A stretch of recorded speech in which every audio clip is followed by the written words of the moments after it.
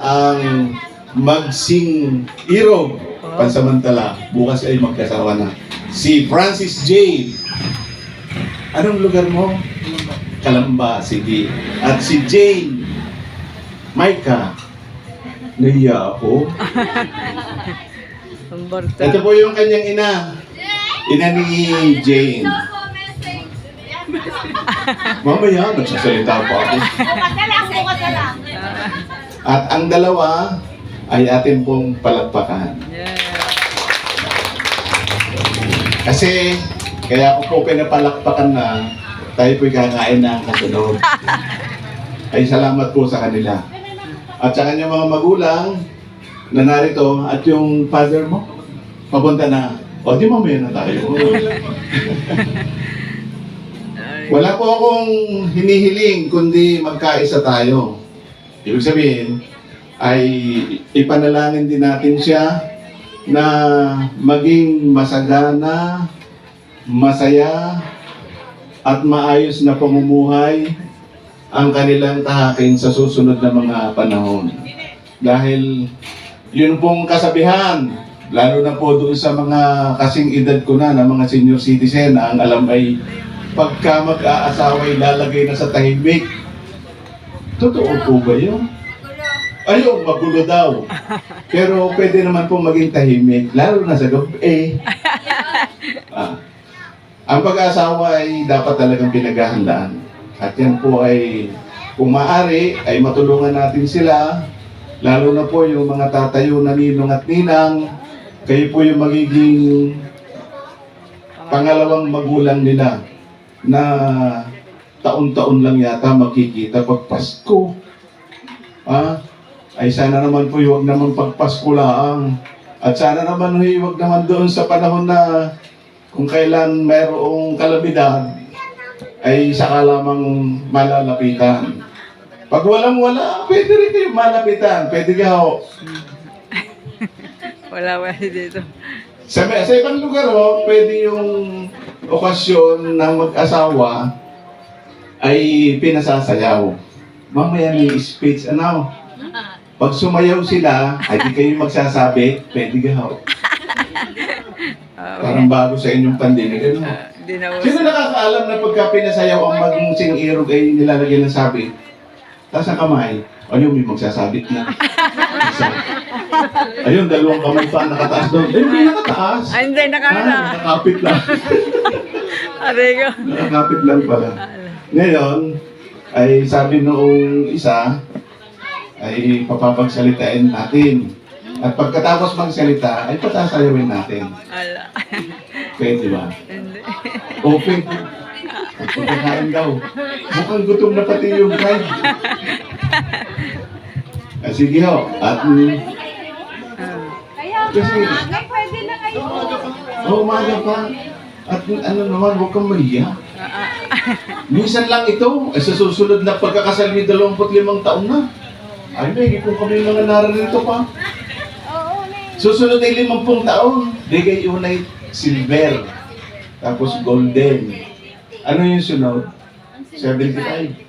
O siya, may mga buhay pa tayo noon. Pero mo 75 years. Ngayon o, ay nahilingan na mag-speech. Sino nahiling? Wala. Wala. Hindi mo na po wala. Dalawa nakataas. Nakataas. Ay, nakabitin nga eh. Ala. Sige. Nahihiya kasi siya eh. Ala. O siya lang ang kakain, siya mag-speech. Bukas na lang, bukas. Bukas yan, bukas. Bukas na lang. Pero yung sabit talaga pwede pa rin sa akin. Mali mo, may magsabit. Kasi mag-pray na natin ano yun. Meron ka bang naisabihin na Francis sa iyong magiging biyanang gabi?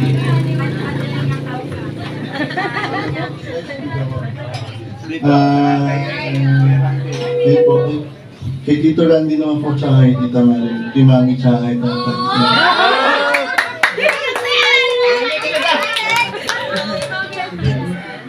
Ano po, maraming salamat po sa suporta sa simulan ko naman. Bukas na po, baka magkailangan po. Wala nang iiyak bukas. Hindi, gusto namin makita na iyak. Yun naman po sa buong pamilya naman po ni Michael, very supportive naman po sila. Dude! Kaya very na-appreciate po kahit lagi halos lagi din naman ako nandito. Hindi ka hindi ng kaunti. Ay. Kasi naman ang marami Para- doon eh. Para- Alam niyo kung bakit? Kasi kaya natin ginaganito. Baka mamaya, katulad ho namin mga lalaki, kami ho mayroong mga sa kanya-kanyang karisma. Yo. Ako, katulad ko, ako may asawa na. Nag-iisa ho yung pinakasalan ko. Nandiyan. Ay, meron din nung napapaibig sa akin. Ay, maigi na yung alam ninyo na siya ay magkakaasawa na. Ay, hindi na pwede, lalo na doon sa mga kadalagaan. Ay, baka makita nyo sa labas, ay, naku, nandiyan pala yung machong kilala ko. Oh. Magpapacharming ako. Ay, ngayon po, si Francis, inihahayag na namin sa inyo, siya bukas ay hindi na binata. Yo. Magkakatingin, no? Ang ganda ng background na. Mukhang malaki talaga din. Ikaw naman din. Yeah. Sabi sa mga magulang ko din. Ay, sunda para makita din kayo. Yawa.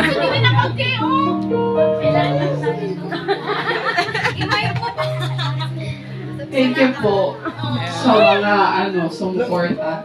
Okay, Welcome! sa mga tumulong po, kain na.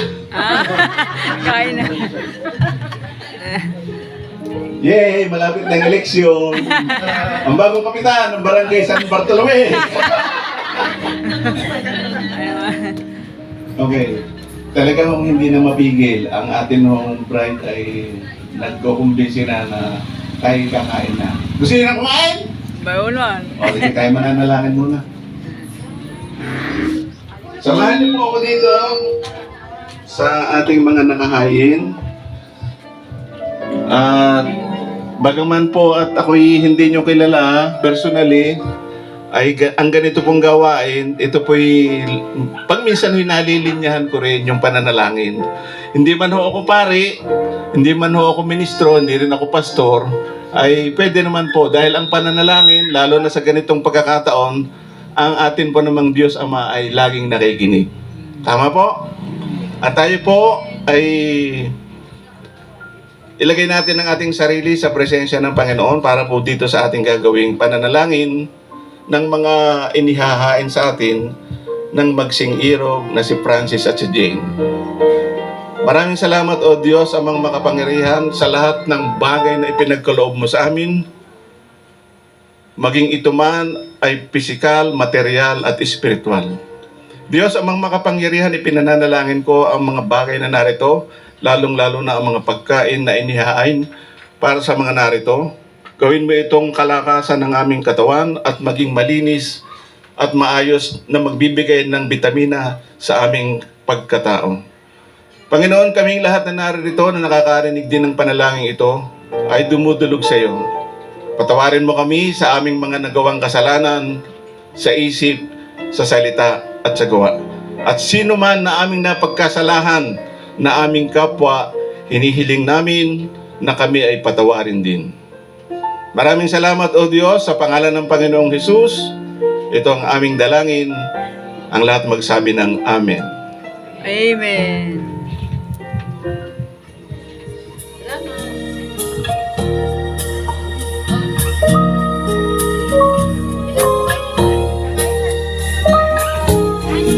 Kayo, kayo.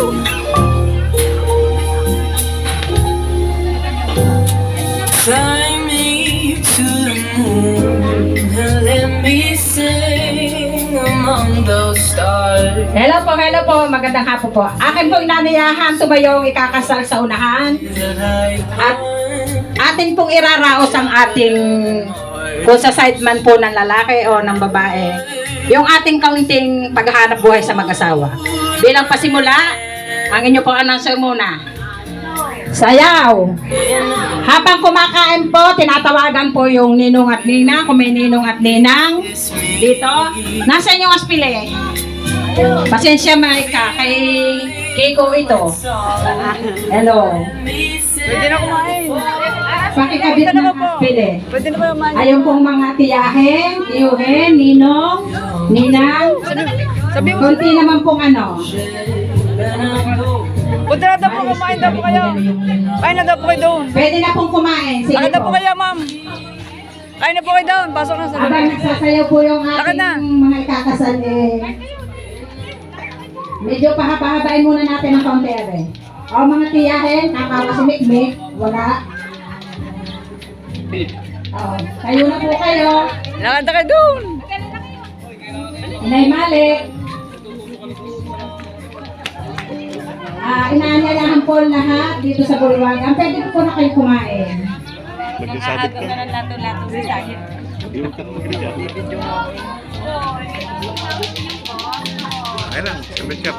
May mic kaya. Sa likod ng mic Ayan ko. ha. Antay ko pa yung mga kasama ko. Si Kiko. Nilagyan ko si Kiko. Walang kamag-anak si Kiko. Salita ka na sa tayo na ka na dito. Kawawa naman. Ay, yung mga best friend. Ay, yung mga best friend. Mga auntie. Mga tito. Please.